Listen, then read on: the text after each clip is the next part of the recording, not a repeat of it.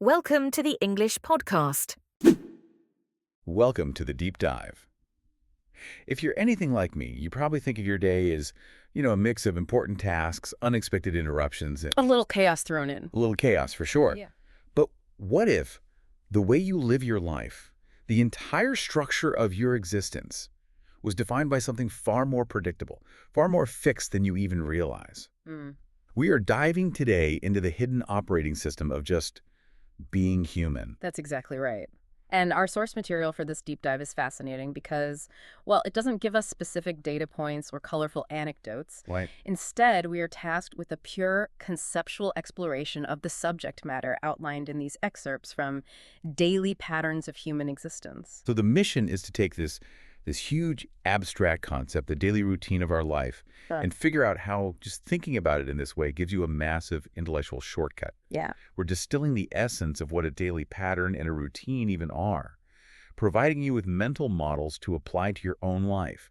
And it's all based entirely on the abstract ideas in the title itself. We're not looking for the answer to the question. We're trying to understand the structure of the question. The foundational architecture. Exactly. The architecture that determines how you spend your time, how you use your energy, and ultimately how you exist. Okay, let's unpack this. Let's do it. Let's start with the first half of that title, Daily Patterns of Human Existence.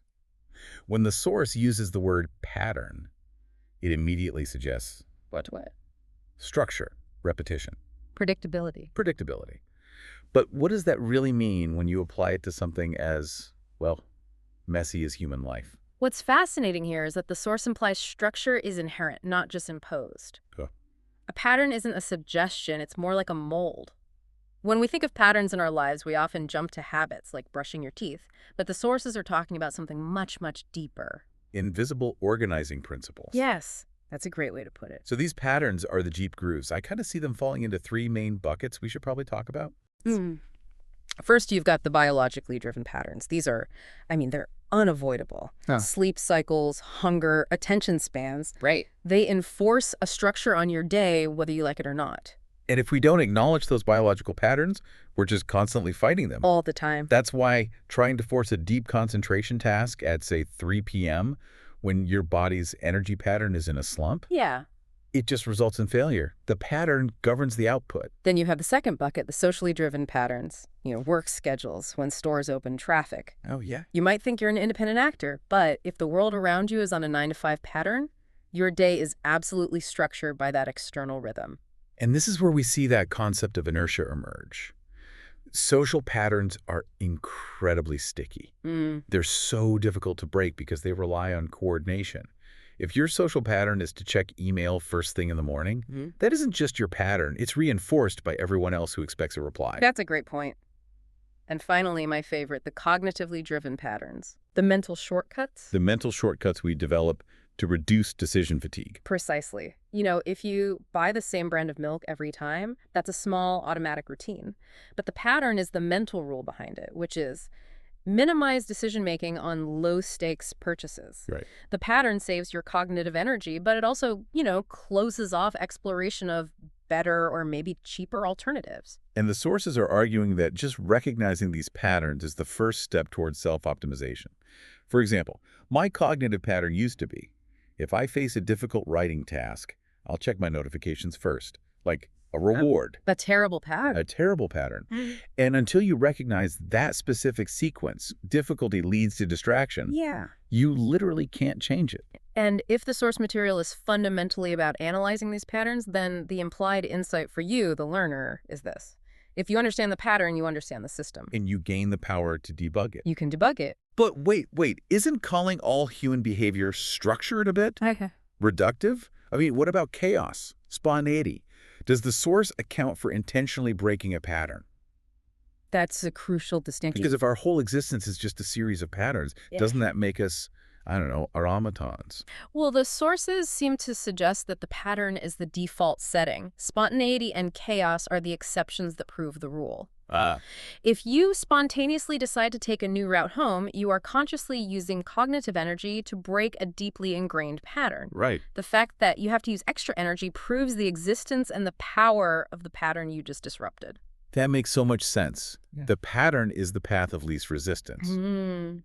And that idea of resistance, or the lack of it, that brings us to the second big idea from the sources, the daily routine of our life. Right. So we've established the pattern is the structure, the blueprint. Now let's talk about routine, which is the actual visible, repeatable action that follows that structure. If the pattern is the hidden gravity, then the routine is the orbit we're all traveling in. Yeah. It's the moment-by-moment execution. Here's where it gets really interesting. The phrase daily routine of our life suggests this inescapable universality. It implies that every single person, no matter where you are, you need routine to function. Even if your routine is pure chaos, the routine itself is what anchors us. And this raises a really important question. Is routine a necessity for, a stable human function, or is it a limitation on our freedom? The duality. The conceptual duality is key. Without routine, you face crippling decision fatigue. I mean, imagine waking up and having to consciously decide which leg to put in your pants first. The biological need for efficiency just dictates routine. So even the minimalist who says, I live without a routine, they're just embracing a routine of low structure. Or high flexibility. Right. The routine is the routine of rejecting routine, which conceptually is still a routine. Exactly. And the most valuable distinction we can get from this abstract focus is differentiating between chosen routines and inherited routines. Oh, I like that. So chosen routines are the deliberate structures, my morning workout, my evening planning session. Your tools you wield. They're tools I wield, but inherited routines. And inherited routines are the ones that just accumulated over time, often out of convenience or inertia. Like checking your phone the second you wake up. That's the one. Or the routine of ordering takeout every Tuesday, or an inherited communication style you picked up from your parents.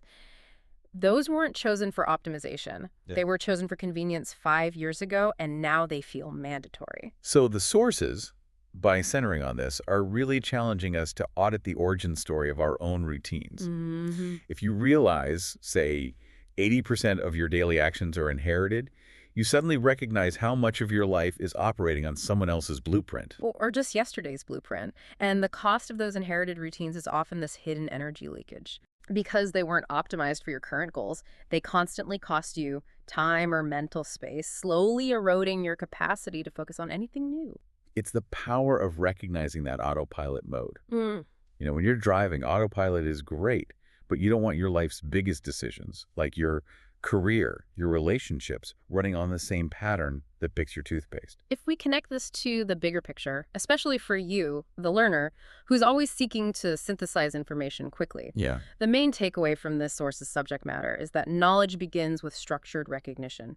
You just cannot optimize or manage or change what you don't first identify as a mechanism, a routine, a pattern. So, okay, we've defined patterns as the structure, biological, social, cognitive, Right. and routines as the action chosen versus inherited.